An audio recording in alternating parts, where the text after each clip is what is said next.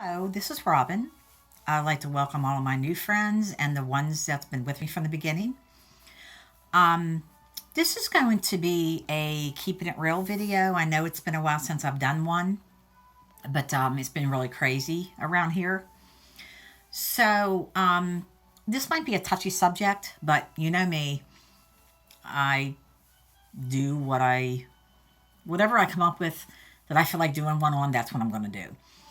I am not a psychologist, psychiatrist, counselor, no way, shape, or form. I always put that out there. These are my opinions and only my opinions.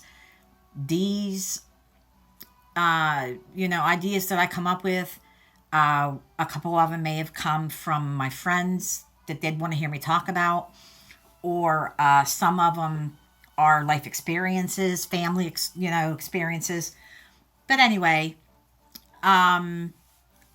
at the end of the video, after you watch it, if you liked it, I would love your feedback. If you know anybody that's dealing with what I'm about to talk about, or if you have any, if you just went through anything, I'd love to hear about it. You could email me or send me a letter. My address is under every video, my email's under every video. So, with that said, this is going to be about alcohol and drugs. Mainly, with the younger generation, I'm not going to put an age limit on it because sadly there is some of these kids that I don't know any, thank God, but some of these kids that you hear about are starting these drugs and drinking very, very young. I'm talking like maybe 11, 12, 13.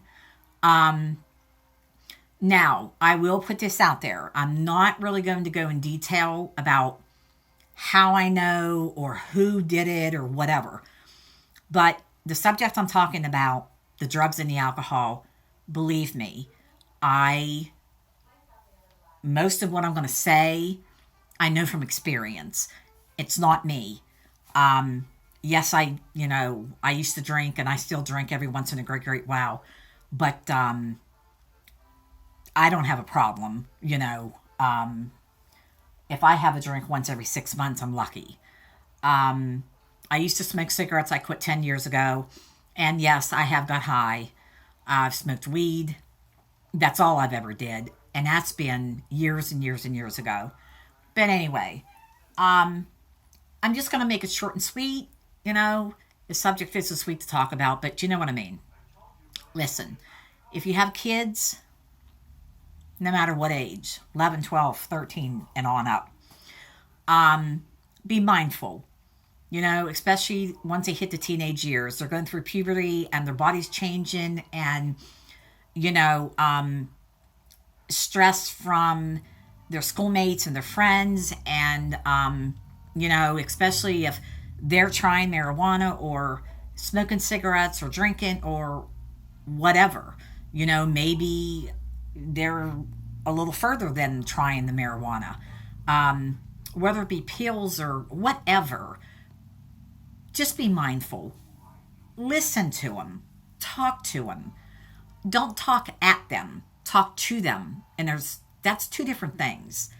Um, you know, Try to get in conversations with them. If you have to stoop to their level, do that. I did a video on that before. Um, you know, go for a car ride or take them for ice cream, or go somewhere where you could sit one on one and something that's going to interest them, that you could have a conversation with them. And if you continue conversations with your children, you're going to notice if something changes within themselves, whether their attitude changes, their eating habits, they get more depressed, their behavior changes. These might be some things to look at, to check into. If their grades start going down in school, if they start getting in trouble in school, if they become very, if they're a kid that really listens to you and respects what you say, and that becomes a downer and they don't do that anymore, that could be another sign. But listen, if you know of somebody, what no matter what the age, if you know somebody that has a drinking problem or an alcohol problem, you cannot stop them no matter how bad you want to. They have to want to do it themselves. And, some of them go to rehab. Some of them will, you know, go to doctors, go to AA meetings, drug and alcohol, you know, get sponsors.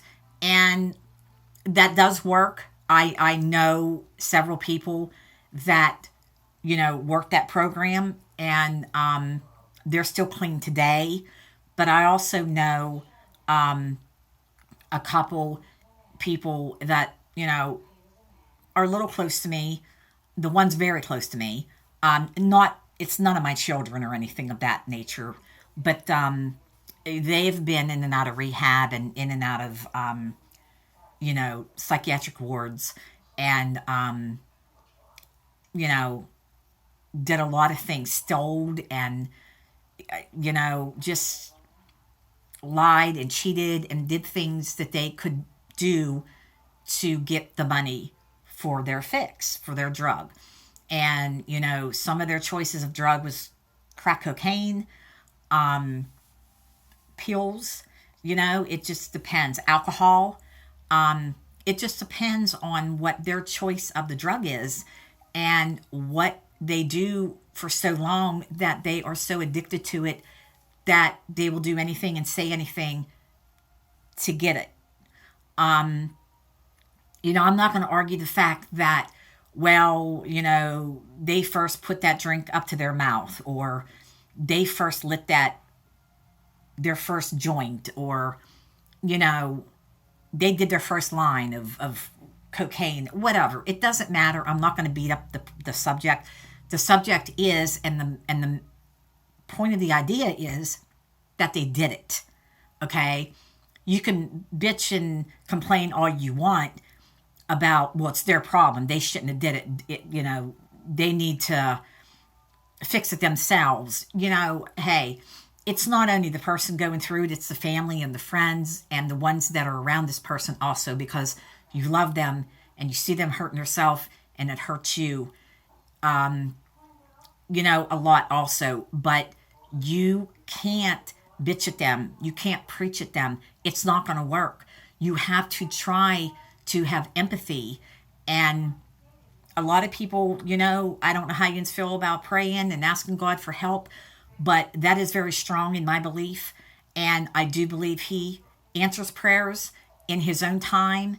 And that is the one main thing that we could turn to, is God, and ask Him for help with the problems, whether it be your teenager or, 19, 20, 21-year old, or someone that your father or brother or whoever, your son, whoever, daughter, your mother, whoever's got the problem that is dealing with this. Sometimes they're not going to be in the right state of mind to know what to do next. The only thing they're probably thinking about is where they're going to get the money for their next bottle of beer or their wine or their whiskey or their drug. And, a lot of the things that they do, sadly, if they weren't like that, they wouldn't do it. And it's like, you don't know who they've become. They don't even know who they've become. And it's very sad. And it just tears you up inside. But again, you can't make them stop. No matter what they're doing, you can't make them stop, no matter how bad you want to. You just have to pray about it and ask God to please help them and give them the courage and the want to stop. And, and just be there for them. And I know sometimes in the worst cases, you kind of just got to wash your hands sometimes when being there isn't good enough, because sometimes you can be there and be there and be there, and they're going to be like, well, this is the last one. I'm going to quit. I'm going to go to rehab. I'm going to try. And they may mean it at the time, but some of them don't stick to it. And Anyway, I'm not going to beat this up anymore. I just wanted to do a kind of different of a keeping it real. If you guys have any comments, I would love to read them in the comment box below. Again, if you want to write to me, email me. The address and the email is in the description box. It will be in the description box below this video. If you like this kind of video, give it a thumbs up. If you would, I'd appreciate if you would subscribe. And until we talk again, please take care. Have a good day. Bye.